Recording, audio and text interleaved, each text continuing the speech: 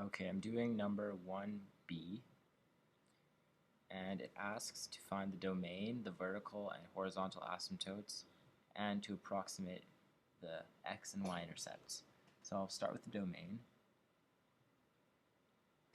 To find the domain, you just have to see what this function cannot be, and we know that it cannot have a denominator of 0 because that would make the function undefined. So what would give this function a denominator of 0? Well, x squared minus 4. X cannot be 2 because 2 squared minus 4 is 0. It can also not be negative 2 because negative 2 squared minus 4 is 0.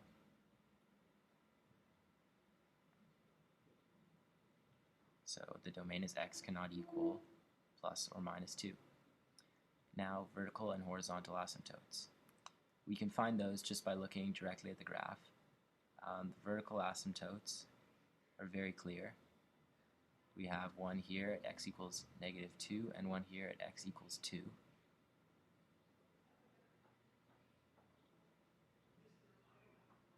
And the horizontal asymptote,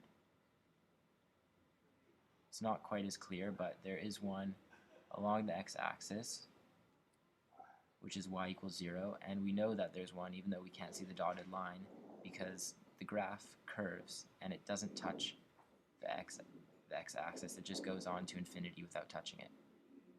And the x-axis is y equals 0.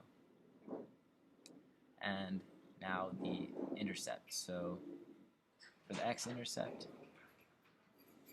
there isn't one because there's a horizontal asymptote at y equals 0. Nothing's going to touch the x-axis.